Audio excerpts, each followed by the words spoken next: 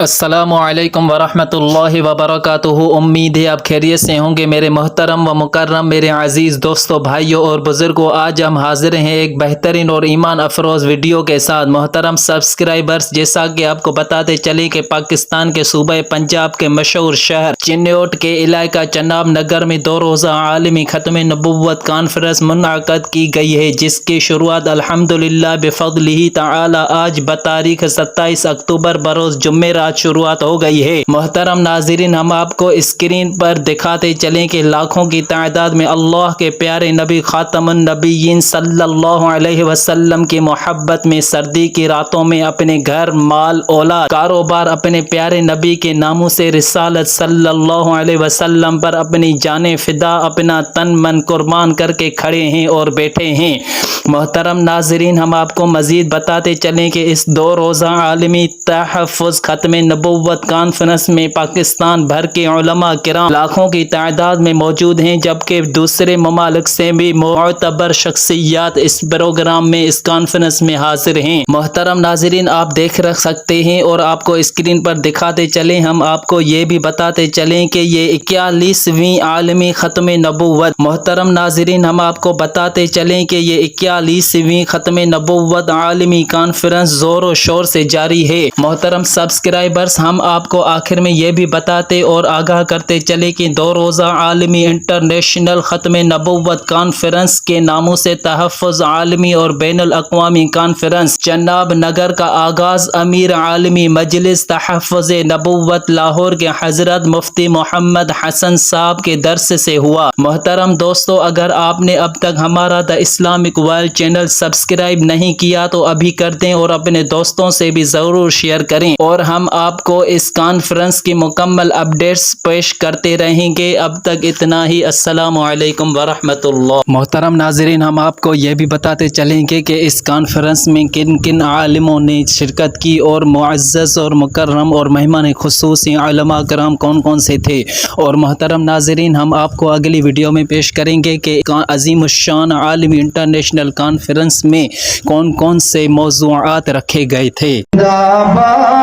قادیانی مردہ باد، ختم نبوت زندہ باد، قادیانی مردہ باد، میں ہوں مسلمان فدائی، ختم نبوت ہوں میں، نعرہ غیرت ہوں میں، نعرہ غیرت ہوں میں، ختم نبوت زندہ باد، قادیانی مردہ باد، یما مسلمان دائی دا ختم نبوت یما، چغا دا غیرت یما، چغا دا غیرت یما، ختم نبوت زندہ باد، قادیانی مردہ باد، ختم نبوت زندہ باد، قادیانی مردہ باد، مانتا ہوں میں محمد مصطفیٰ آخر زمان، اس کے بعد دعوی نبوت ہوگا کاری شیطان، وہ غلام مرزا کافر ہو یا اور کذاب ایمان، وہ غلام مرزا کافر ہو یا اور کذاب ایمان، ان کذابوں کے لیے، ان کذابوں کے لیے جھنڈا یہ بغاوت ہوں میں، ختم نبوت زندہ باد، قادیانی مردہ باد، ختم نبوت زندہ باد، قادیانی مردہ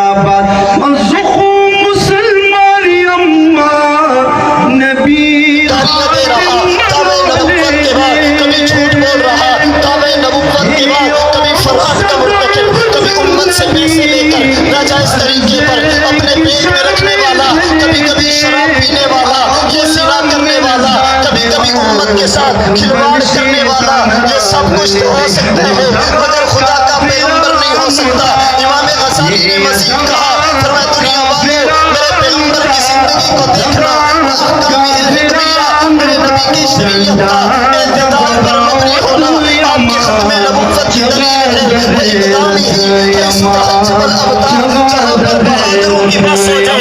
آمینہ کے لال وہاں پر یہ کہتے ہوئے جائے انا نبی شبہ کذب انا بنی عبد المطلب. دنیا والے مساوتے نہیں، اللہ نے مجھے کائنات کا نبی بنا کر بھیجا جہاں پر شجاعت کی انتہا، آمینہ کے لال کی بہادری کی انتہا، آمینہ کے لال کی بہادری کی ابتدا ہو. اور جو بدبخت یہ کہے اب جہاد کی ضرورت نہیں، رنڈے کی ضرورت نہیں، رنڈے محمد کی قسم، پھر سمجھ لینا اسی اعلان نبوت سے پہلے کی زندگی، اعلان نبوت کی زندگی، اعلان نبوت کے بعد کی زندگی، آمینہ کے لال کی بھی پڑھنا. بعد میں مدعی نبوت حسین بھائی صاحب سے لے کر مرزا قادیانی تک بھی پڑھنا. تم اس نتیجے پر پہنچے گے اللہ نے اپنے محبوب کے سر پر فقط نبوت کا تاج نہیں، ختم نبوت کا تاج سجایا جو آپ کے بعد نبوت کا دعویٰ کرے. یاد رکھنا متنبی تو ہو سکتا ہے، نبی نہیں ہو سکتا. نبی تو ہو سکتا ہے، نبی نہیں ہو سکتا. کائنات کا فضول تو ہو سکتا ہے، خدا کا رسول نہیں ہو سکتا. ماشاءاللہ آپ راشد مخالف